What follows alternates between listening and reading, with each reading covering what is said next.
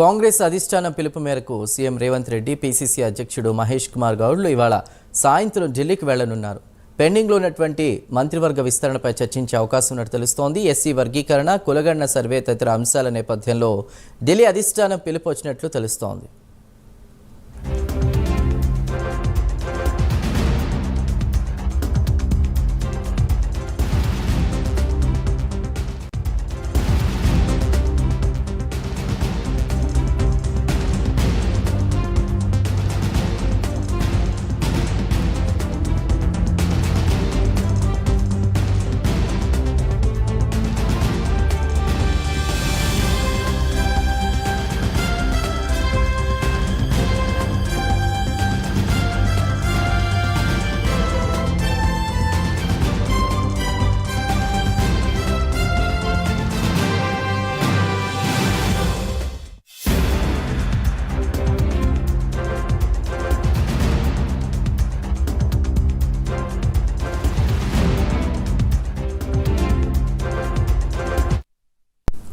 కాంగ్రెస్ అధిష్టానం పిలుపు మేరకు సీఎం రేవంత్ రెడ్డి, పీసీసీ అధ్యక్షుడు మహేష్ కుమార్ గౌడ్లు ఇవాళ సాయంత్రం ఢిల్లీకి వెళ్లనున్నారు. పెండింగ్లో ఉన్నటువంటి మంత్రివర్గ విస్తరణపై చర్చించే అవకాశం ఉన్నట్టు తెలుస్తోంది.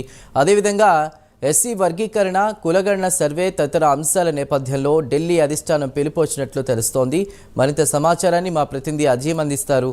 అజీం, ఏదైతే ఏఐసీసీ పెద్దల నుంచి కూడా రాష్ట్ర పార్టీకి సంబంధించిన పీసీసీ అధ్యక్షుడు, అలాగే సీఎం రేవంత్ రెడ్డి, రాష్ట్ర వ్యవహార ఇన్ఛార్జ్ అయినటువంటి దీపాదాస్ నుంచి, అలాగే ఇక్కడ ఉన్నటువంటి కేబినెట్ మంత్రులందరూ కూడా ఈ రోజు ఢిల్లీకి వెళ్లే అవకాశం కనిపిస్తుంది. వీరందరికీ కూడా పిలుపు వచ్చిందని మనం చెప్పుకోవాలి. ఏదైతే 2 రోజుల క్రితమే పార్టీ ఏదైతే అసెంబ్లీలో ప్రవేశపెట్టినటువంటి ఎస్సీ వర్గీకరణ నివేదిక కావచ్చు, అలాగే కులగణనకు సంబంధించినటువంటి రిపోర్ట్ కావచ్చు, ఈ 2 రిపోర్ట్లను కూడా కార్గేకి పార్టీ అందజేయలేదు. ఎందుకంటే దేశవ్యాప్తంగా కూడా మనం చూసినట్లయితే రాహుల్ గాంధీ, కాంగ్రెస్ పార్టీకి సంబంధించిన అగ్రనేత రాహుల్ గాంధీ భారత్ జోడో యాత్ర సందర్భంగా కావచ్చు, అలాగే తెలంగాణ రాష్ట్రంలో ఎన్నికల సందర్భంగా కావచ్చు, కులగణన ఖచ్చితంగా చేయాల్సిందే, దేశవ్యాప్తంగా జరగాల్సిందే అని చెప్పి కూడా తను చెప్పుకుంటూ వచ్చారు. 1931 తర్వాత ఇప్పటివరకు కులగణన జరగలేదు. సో ఖచ్చితంగా ఈసారి కులగణన జరిగి తీరుతాం, మేము జరిపి తీరుతాం, ఎక్కడ అధికారంలో ఉన్నా కానీ కులగణన జరిపి తీరుతామని చెప్పి కూడా చెప్పుకున్న నేపథ్యంలో తెలంగాణ రాష్ట్ర పార్టీ ఇప్పటికే కులగణన చేసింది. అలాగే ఎస్సీ వర్గీకరణకు సంబంధించి సుప్రీంకోర్టు గైడ్ లైన్స్ ప్రకారం ఎస్సీ వర్గీకరణకు సంబంధించినటువంటి బిల్లును కూడా రూపొందించింది. సో ఈ రెండింటికి సంబంధించిన అంశాలపై కూడా ఏదైతే కార్గేకి నివేదికను అందజేయనుంది రాష్ట్ర కాంగ్రెస్ పార్టీ. సో ఇదే నేపథ్యంలో వారిద్దరికి పీసీసీ అధ్యక్షుడు సీఎం రేవంత్ రెడ్డి, రాష్ట్ర వ్యవహార ఇన్ఛార్జ్ సెక్రటరీలందరికీ కూడా ఢిల్లీ నుంచి పిలుపు వచ్చింది. దీంతో పాటు 2 రోజుల పాటు కూడా సీఎం రేవంత్ రెడ్డి, పీసీసీ అధ్యక్షుడు మహేష్ కుమార్ గౌడ్ 2 రోజుల పాటు ఢిల్లీలో బస చేయనున్నట్టు కూడా మనకు తెలుస్తుంది.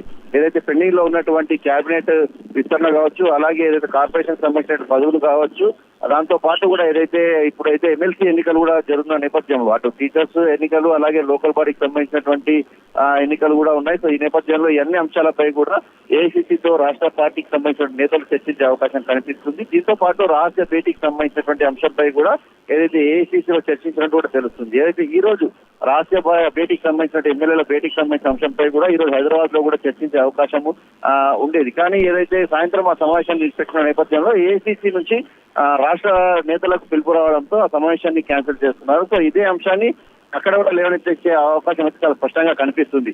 ఏదైతే ఈ కేబినెట్ విస్తరణ కావచ్చు, అలాగే కార్పొరేషన్ పదవులకు సంబంధించిన పదవుల విషయం కావచ్చు, అలాగే లోకల్ బాడీ ఎన్నికలు, ఎమ్మెల్సీ ఎన్నికల అంశంతో పాటు ఈ అంశం కూడా ప్రధానంగా చర్చించే అవకాశం అయితే మనకు చాలా స్పష్టంగా కనిపిస్తుంది. ఎందుకంటే ఈ ఎన్నికలు వస్తున్న నేపథ్యంలో ఎమ్మెల్యేల అసంతృప్తి కావచ్చు, మంత్రులపై ఏదైతే కొద్దిమంది మంత్రులకి ఎమ్మెల్యేల అసహనం ఏదైతే ఉందో ఈ అంశాలపై కూడా మాట్లాడి వారి మధ్యలో గ్యాప్ లేకుండా చూసే అంశాన్ని కూడా ఏఐసీసీ దృష్టి సారించిందని చెప్పుకోవచ్చు.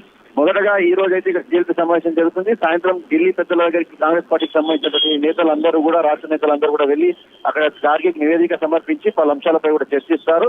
సో ఈ అంశాలతో పాటు ఈ గ్యాప్ ఉన్నటువంటి ఏదైతే ఇన్ఛార్జ్ మంత్రులుగా ఉన్నటువంటి మంత్రులు అక్కడ ఏదైతే ఉమ్మడి జిల్లాకు సంబంధించిన ఎమ్మెల్యేల మధ్య గ్యాప్ విషయం కూడా చర్చించి వారి మధ్య కూడా సాహిత్యం గుర్తించే అవకాశం కూడా కనిపిస్తుంది. సో ఓవరాల్ గా ఢిల్లీ పెద్దల పిలుపు ఇప్పుడైతే కాంగ్రెస్ పార్టీలో చర్చ మారింది. ఎందుకంటే కేవలం ఈ అంశాలకే పరిమితం అవుతారా కేబినెట్ విస్తరణ కూడా? ఎందుకంటే మనం చూసాం పొంగులేటి శ్రీనివాస్ రెడ్డి మాట్లాడుతూ కూడా ఏదైతే 15వ తారీఖు తర్వాత కూడా ఏదైతే నోటిఫికేషన్ వచ్చే అవకాశం ఉంది, లోకల్ బాడీ ఎలక్షన్ సంబంధించినటువంటి స్టేట్మెంట్ కూడా ఇవ్వడం జరిగింది. సో ఈ నేపథ్యంలో కేబినెట్ విస్తరణ కూడా జరిగితే బాగుంటుంది. లోకల్ గా అందరికి కూడా ఏదైతే కేబినెట్ విస్తరణలో కూడా అవకాశాలు కల్పిస్తే పార్టీకి మరింత ఊపు వచ్చే అవకాశం ఉంటుంది. అలాగే మిగిలిపోయినటువంటి కార్పొరేషన్ పదవులు ఇస్తే కూడా పార్టీకి మరింత జోష్ గా పార్టీ నాయకులు పనిచేసే అవకాశం ఉంటుంది. కాబట్టి ఈ అంశాలు కూడా ప్రధానంగా చర్చించే